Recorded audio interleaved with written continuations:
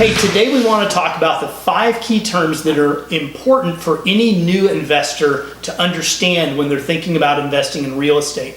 Because what's going to happen is you're going to get a deal deck in your hands that's going to walk you through the details of real estate investment. And unless you know and understand these 5 key terms, it's going to be like reading Greek. So Mike, what's the first key term that you think a new investors need to know? First off, I want to say there are lots of terms here, and we do have resources that define all of the terms that are in an investment summary, but these are just the 5 that we think are the best place to start. And the first one is cash on cash return. So if I am an investor investing in, let's just say, a 200 unit apartment deal in San Antonio, the cash on cash return, if I invest $50,000 into that project, the cash distributions in years 1, 2, 3, and 4, say we sell it in year 5, those cash distributions are, let's say, 8%. That's $4,000. I'm paid every quarter. So the cash on cash return is going to be $4,000 or 8% on $50,000. The key is it does not include the profit I receive when the project is sold. Right. So the second key term then would be the average annual return.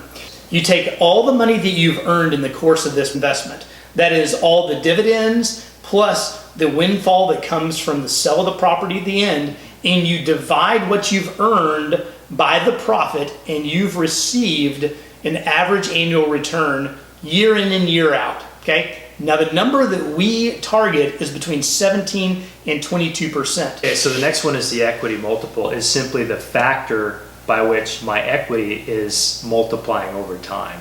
So for example, if I invest $50,000 and my total profit over the 3, 4, 5 years of that project is another $50,000, and that could be distributions and the profit when the thing sells, that means I have doubled my money. So I have a 2x, right? Because I've got $50,000 that went in, and now I'm actually getting $100,000 back.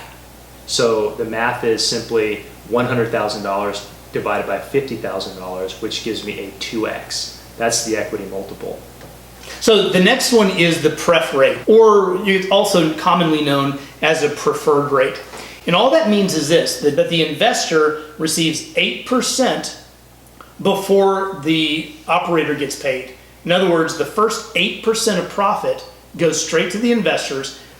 And the reason this is important is because it's an incentive for the operator to do well, because they do not get paid if the profit is at or below 8%. They begin to get paid when it's 9, 10, 11%. Is the preferred rate of return a guarantee? Okay, that is an excellent question. So in some senses, yes, it is a guarantee. But what happens then, Mike, if in year 1 they only hit 6%? Well, how are they going to pay 8% if the first year's profit's only 6? The 2% that is left over gets rolled to the next year.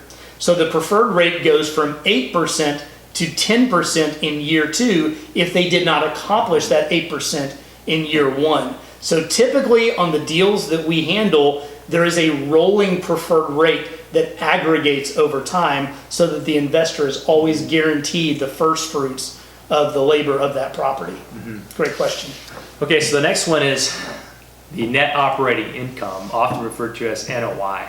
So put simply, it's the project revenue minus expenses, but it doesn't include the debt. The debt is kept out of that calculation.